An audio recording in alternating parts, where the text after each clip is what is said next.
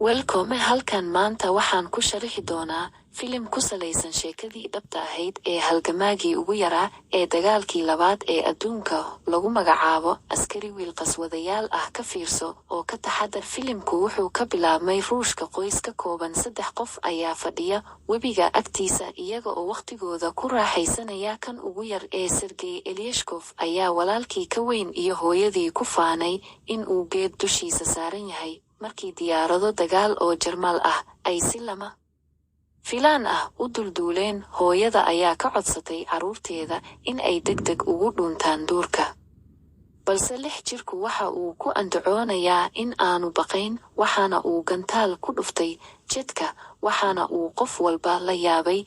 Waxa uu ku guulaystay in uu ku dhufto diyaaradda oo uu qarxiyo, laakiin markii uu hareer maray qoyskii uu ka baxay. Sergey waxa uu ka kacay riyadii isagoo baqaya, waxaana uu u yeedhay hooyadii. Markaas uun baa qof albaabka soo garaacay, isagoo isleh waa hooyadii. Wuu u soo orday, balse naag daris ah ayaa soo gashay oo argagaxsan, wayna ku mahadnaqday Ilaahay oo nooleeyay, waxayna u sheegtay in hooyadii iyo walaalkii ay dhinteen. Wiilkii yaraa ma fahmi karo waxa ay ku hadlayso, wuxuu rabaa in uu guriga joogo si uu u sugo hooyadiis. Naagtii ayaa u sheegtay in Jarmalku soo weeraray oo uu baxsado. Kadibna qaar ka mid ah askarta ayaa u soo dhowaaday gurigooda. Naagtii ayaa ka dhigtay Sergey daaqadda ayaa laga toogtay ka hor inta aysan ku biirin wiilka yar oo 6 jir ah. Hadda waa keligiis oo aan lahayn qoys iyo asxaab. Iyadoo Sergey uu ka cararay gurigii, uu arkay xaafadiisa oo dhan oo gubanaysa, isagoo u yeeray hooyadiis wax aan waxba tarayn oo uu ka cararay. In muddo ah kadib waxa uu ku soo baxay keynta bartankeeda. Ilmo yar ayaa bilaabay inuu u yeedho hooyadiis si ay u soo qaadato, sababtoo ah wuu lumay habeenkaas.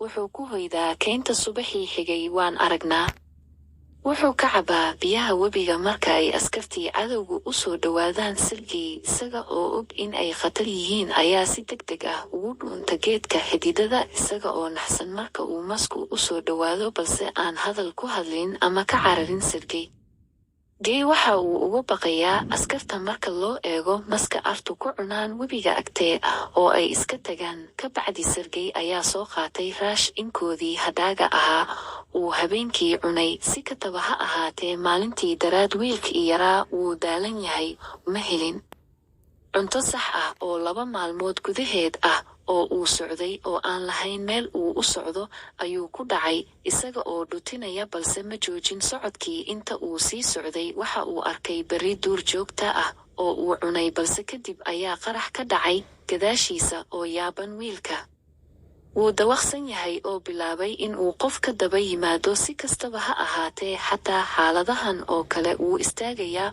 u sheegaya qofka in uu qori haysto oo aanu ka baqin in uu hore u sii dhutiyo, balse uu suuxsan yahay. Muddo kadib markii uu hurday, 2 askari ayaa u soo dhowaaday. Goobtii ayaa goday saldhigga ciidamada Ruushka oo taliye Kuznetsov ku sugayo askartiisa roondada ah. Waxay la soo galeen ilmo yar oo dhaawac ah, tabar daran. Markii ay askartu ku andacoodeen inay dhinaciisa joogaan, ayaa wiilkii yaraa furay, wuxuuna isbaray askartii oo qoslaya. Markuu cunugu gacan qaaday taliyaha isagoo u soo jeediyey inuu isbaro, askartu waxay dareemaan kalgacal. Ilmo yar oo hareerihiisa ku wareegaya waxay ka dhigaan inuu cabo oo quudiyo, xitaa haddii kale. Taliyaha qabow ayaa ilmaha xanaaneeya.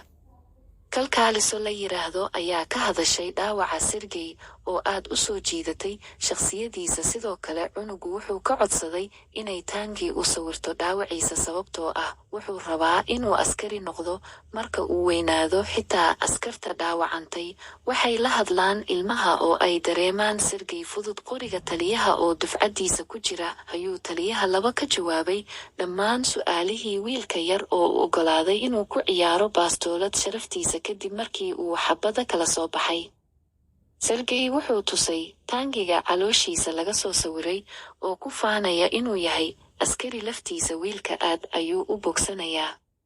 Si degdeg ah kalkaalisada Katya waxay ka codsatay taliyaha inuu oggolaado wiilka inuu la sii joogo guutada, laakiin wuu diiday, isagoo ku andacoonaya inaysan ammaan ahayn. Inuu rabo Sergey u dir xarunta agoomaha. Askartu waxay waqtigooda firaaqada ah ku qaataan Sergey. Dad badan ayaa soo booqda maalintii oo dhan. Waxay u keeni jireen cunto ay qoysaskoodu meel fog uga soo direen, oo xataa u oggolaadeen inuu ku ciyaaro binocularkooda. Maalin ayaa askari u tagay taliyaha si uu u weydiiyo inuu u oggolaado wiilka in uu la sii joogo guutada. Askartu waxa ay xidhiidh dhow la yeesheen ubadka, ay u haystaan in ay iyagu yihiin joogi-aankooda. Waxa uu culayska dagaalka ka saarayaa laabtooda. Si kataba ha ahaatee, taliyaha ayaa ku adkaystay in wiilka loo diro xarunta agoomaha ee uu dhala. Badbaadada maalintii xigtay, cadowgu way soo weerareen, askar badana way dhaawacmeen. Gaadhi ayaa u yimi si uu u soo qaado Sergey si uu u geeyo xarunta agoomaha. Taliyaha ayaa warkii u jebiyey ilmaha yar, waxaanu u dhiibay bastoolad sharafeed alwaax ah oo hadyad ahaan ah. Wiilka ayaa isna isku duubay, isagoo ku andacoonaya inuu u baqayo in taliyaha nabadgelyada uu u baqayo. Taliyaha ayaa laabta ku dhalaalay oo go'aankiisa beddelay. Waxa uu ka codsaday Sergey in uu la joogo askarta sidii wiilkiisa. Habeenkaas ay askartu u raadinayeen dhar yar oo askari ah oo ay u xidhaan wiilka yar ee ay dayax dhaafeen si ay u helaan Sergey. Iyaga ayaa la jooga. Taliyuhu waxa uu hurdada ka kiciyey Sergey oo siiyey dharkii uu xidhnaa. Uu ku ordayey isaga oo aad moodo in uu yahay askari dhab ah. Kuwii kalena waxa ay ku bilaabeen in ay ugu yeedhaan wiilkooda yar ee askariga ah. Wiil yar oo Jarmal ah oo ordaya ayaa weerar cirka ah ku qaaday guutada. Askartiina waxay si degdeg ah u qaadeen Sergey meel nabdoon oo ay la dagaalameen kuwii kale. Tirada askarta dhaawacantay ayaa si degdeg ah u soo korodhay. Sergey waxa uu rabaa in uu naftiisa faa'iido u yeesho, markaasuu biyo u keenay. Askar haraadsan mid ka mid ah ayaa weydiiyey si uu u akhriyo warqad ay reerkiisu u soo direen. Maadaama uu indhaha kaga xidhan yahay faashad wiilkii yaraa, waxa uu damcay in uu caawiyo, balse ma garanayo sida wax loo akhriyo. Waxa uu qaatay warqaddii oo uu bilaabay in uu sameeyo waxyaalihii ku qornaa, isaga oo ku andacoonaya in sacii askarigu nabad qabo. Markii uu gurigiisii ku noqday, askarigu ma haysto sac. Kuwa kale ayaa u sheegay in uu sheekada la socdo oo aad u qoslo. Ayuu isku mid ah u akhriyey warqadaha qof kasta oo kale oo uu ku farxo. Muuqaalkan soo socda ayaanu ku aragnaa Katya iyo taliyaha oo hadlaya. Labadooduba waxaad moodaa inay is soo jiidanayaan, balse ma qiran dareenkooda. Markii dambe Sergey ayaa taliyaha u sheegay inuu yahay mid nidaamsan oo guutada ka tirsan, oo uu bilaabay inuu isbaro. Si kastaba ha ahaatee, wiilkii markaa ayaa arkay mid ka mid ah askartii fadhiday oo ku burburtay weerarka. Taliyihii baray inuu koofiyadda iska siibo si uu u ixtiraamo askariga dhintay. Maalintii dambe ayuu ku adkaystay taliyaha in loo diro oo loo dhiibo howl uu warqadaha u qaybiyo askartii uu ku dilay.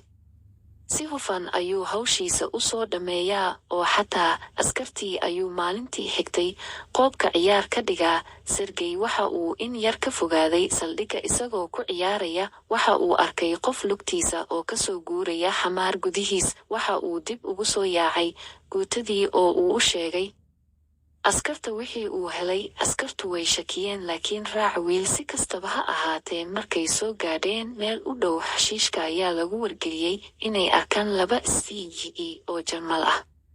Wiilkan yar ee ku hoos dhuumanaya basaasiinta ayaa lasoo qabtaa, waxaana wiilkan lagu ammaanaa waxgaradnimadiisa. Habeenkaas taliyuhu wuxuu tusay Sergey waraaqihii sharciga ahaa ee uu ku soo korsaday. Hadda si rasmi ah ayuu u yahay wiilka aabbaha dhalay. Sergey wuu garanayaa dareenka taliyaha ee Katya. Si uu ugu abaalgudo naxariistiisa ayuu u kaxeeyaa si ay u qirtaan, balse labadooduba waxay arkayeen iyada oo nin kale la hadlaysa, oo ay si khaldan u qaateen inay danaynayso cid kale. Saldhigga ayaa Jarmalku soo weeraray mar kale.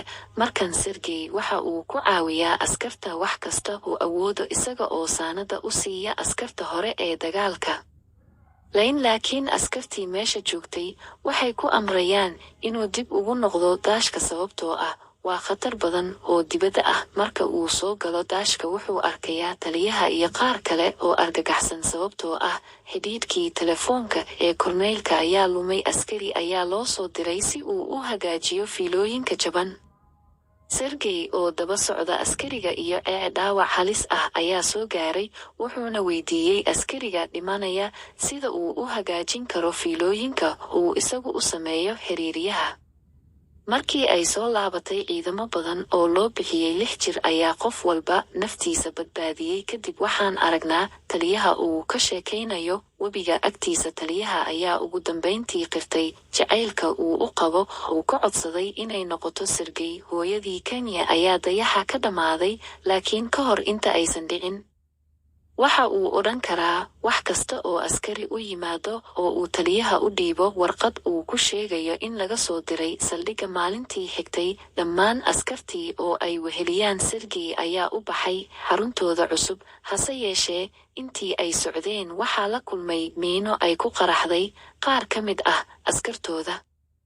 Baabuurta taliyaha ayaa dhaawac soo gaadhay, halka kooxdii amarka lahayd ee Sergey isku dhawaayeen uu ku dhintay qaraxaas oo uu ooyey oo isku duubay. Taliyaha ay wateen kuwa dhaawac ah, iyaga oo sii wata safarkoodii cusbaa. Markii ay ugu dambeyntii gaadheen saldhigga kale ee la kulmeen taliyaha, hogaamiye guud ayaa isna aad ula dhacay hamiga carruurtu, waxa uuna u hambaliyey taliyaha in ay heleen ilmo caqli badan. Maalintii xigtay, qaybtii waxaa la siiyey calan waardiye ah iyo inankii uu u ballan qaaday inuu dalkiisa badbaadinayo. Marka uu jananku calaamo u dhiibo habeenada ka mid ah, xaruntoodii ayaa si arxan daro ah loogu weeraray.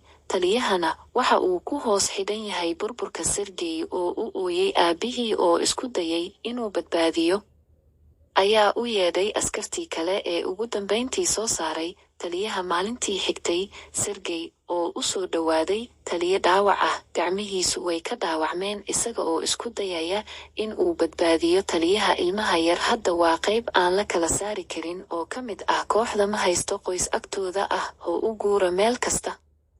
Waxay galayaan dagaalka. Filimkan ayaa ku dhammaanaya iyadoo la arkayo guutada u guuraysa saldhig kale. Ayaa cod laga soo xigtay inuu xataa ka qayb qaatay dagaalkii Stalingrad oo uu Poland la gaadhay. Askartii uu wakhtigan loo yaqaano askariga ugu da'da-yar adduunka, iyo sheekada geesinimada leh ee geesinimadiisa ayaa hadda ku faafay adduunka oo dhan.